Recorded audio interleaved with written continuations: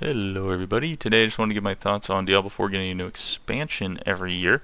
So one thing I'm worried about is it says Blizzard confirms that it's going after Destiny 2's release model, is that this game might become too expensive for the average person to play within a few years' time. Now I don't know if that's going to happen because you look at games like Elder Scrolls Online, when you buy an expansion, you get all the previous ones for free. So that's actually a very good model to have if they're going to go that route, and it's the same thing with World of Warcraft as well.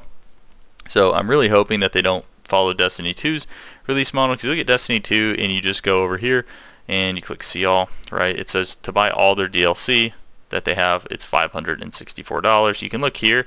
They do have a legacy collection, so this will take $30 off, but you look at like the Witch Queen, Beyond Light, Shadowkeep. This right here is 3 DLCs that you're going to need, and that's $100 right there.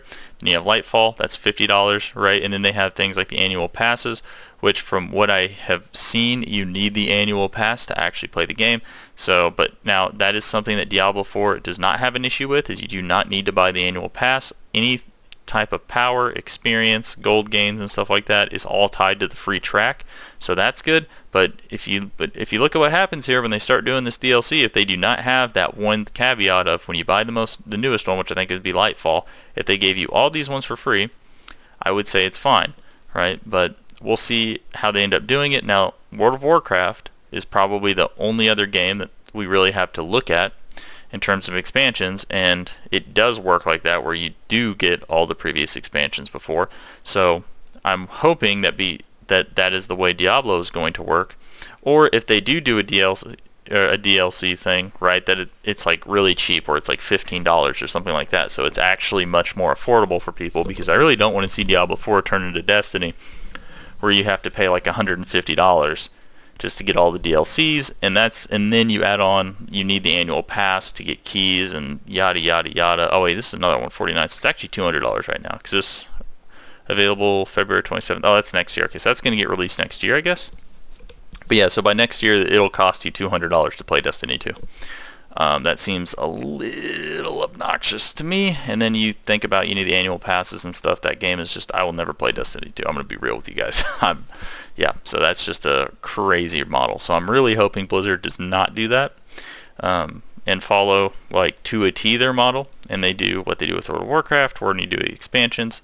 But that being said, let's go over some good stuff. So now that my negative thoughts have been cleared, the good news is that Diablo 4 is going to get much, much better than what Diablo 3 was over time. It might be undercooked now, but if they do a new expansion every year, guys, within 2 or 3 years' time, Diablo 4 is going to be a crazy good game. Now, the only question is, will people actually be able to afford to play it? But you never know. It'll be interesting. It'll be interesting to see, because I'm really hoping that every single year they add in a new class. That would be super, super cool if they did that, right? So definitely pretty sweet.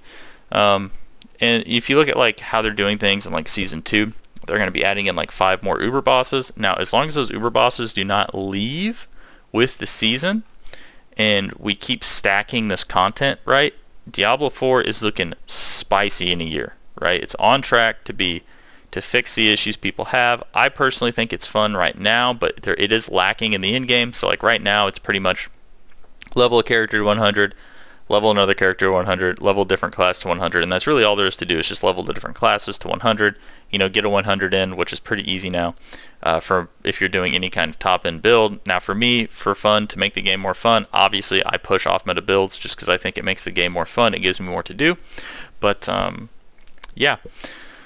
But yeah, so Diablo 4 looking pretty spicy. There's some I guess I have some cynical thoughts going on, but I also have some pretty positive thoughts going on, because I do love this. I do like this.